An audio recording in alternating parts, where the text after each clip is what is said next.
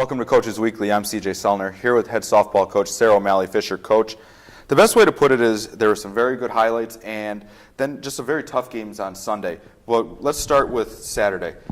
I thought you guys came out from opening pitch and just took it to Lakeland. The girls were ready to go, and it was just a very good team effort.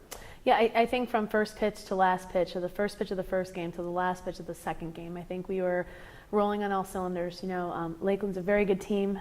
They've got some hitters that can really knock the ball out of the park, and we just did a really good job of pitching to them. And then our defense played really well behind them, behind our pitchers as well. Offensively, it's really where it kind of kicked in for us. So we were able to move runners, we hit behind runners, we advanced them, we were taking bases. You know, all the extra things we've been working on. It gave us a chance to be successful on Saturday. And then yesterday, Marion's a very good team. They've got some speed at the top of the lineup, and speed never takes a day off. So, you know, we didn't do enough to try to keep them off base. And then they had some timely hitting that we just didn't. You know, we had bases loaded in the first inning. We had runners on in a couple innings after that, and they got the timely hit and we didn't. And sometimes that's just the way it works. You know, that's how doubleheaders go and how weekends can go. Yeah, I thought especially game 2 of that Lakeland, the top part of your order, I mean, everybody really strung together, a lot of good at-bats. Some didn't have the numbers or the results that you wanted, but, I mean, we talked about it afterwards. 14 for 24 out of the top portion of your lineup, you're going to be really hard to beat when that top part is really rolling, especially with some of the speed in Melissa Balkma, Steph Deanna at the top, and then you follow with the power in Michelle, Marita, and Allison. Mm-hmm. Yeah, and it's true. I think you know, 1 through 9 offensively over the weekend, I think we had a lot of really good things happen, and the top of the lineup's been setting the table. But again, we play a sport that's a game of failure sometimes, and sometimes you're going to have days where you can swing the bat, the ball's going to look like it's huge, and then there's other days where you make contact and you hit it right to people. And the difference between the Lakeland series and the Marion series was we hit it to people on that Sunday when runners were where they needed to be, and on Saturday we were finding the gaps, we were finding the holes. So I think that's really the difference between the two. And I give props to Lakeland and I give props to Marion. I mean, they competed and they didn't stop from first pitch to last pitch either, and that's what we expect when we play all the teams in our conference. And I think it's a big takeaway from this is for a team that, when you look at it really from top to bottom, isn't a very experienced team, that has a lot of growing that they're doing very much on the fly, that they can learn that you need to show up for a 4-game weekend here against these teams in the conference if you want to kind of take this program, continue to build on what the groundwork has been laid.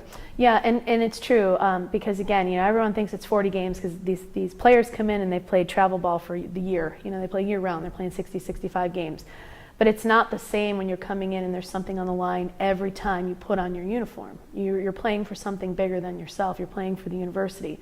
And that's a special experience to be able to have. And so I think it takes a little while to kind of for that to really sink in. And sometimes you need that first season to really understand what it is to be a college athlete, or not what it is to be a college athlete, because I don't think our girls are in that spot, but to understand what college athletics is like, what the games are like.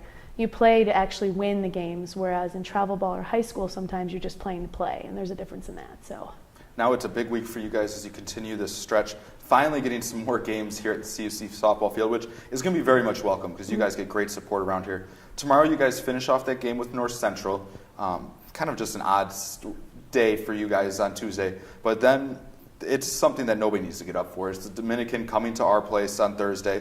Should be a good crowd on hand. And then we have to actually look forward to the weekend, look forward to having Edgewood come in, and then following going to Rockford on Monday. So it's a big stretch for you guys here. How do you guys kind of get everything geared up and prepared for what can be a defining week in your season? Well, I think actually being able to play the game against North Central is a great opportunity for us to prepare for Dominican. I mean, Dominican's having a fantastic season once again. And from 1 through 9, they're going to have hitters who are going to come out and they're going to compete every single pitch. They're always sound defensively, and their pitching is always gives us problems. So I think playing North Central and having that competition on Tuesday, even if it is just for one game, it just gives our hitters a chance just to see somebody other than our pitchers. So we get an opportunity to have some batting practice as well. And then you bring Dominican in. You know, it's a great series. It's the Rivalry Cup series, so it's great for us to be able to have that at home. And then we have Edgewood that comes in on Saturday, which again, those are important games for us, and so are Rockford. So it's an interesting Easter week, but I think we'll have some fun, and I think our players will be ready to go. You know, I think the challenge has been set before them, and I think they're a group that's ready for the challenge. Well, we look forward to it. Happy early Easter to you and your family. We look forward to seeing you guys out on the field. Cougars take to the field multiple times this week. It'll be easier to explain. Just go to CUCougars.com. We'll have all the live feeds for live audio, live stats. You can follow along with Brian Arnold and myself and everybody else at the CU Cougars crew. For Coach Sarah O'Malley Fisher, I'm CJ Sellner. Thank you for watching Coaches Weekly.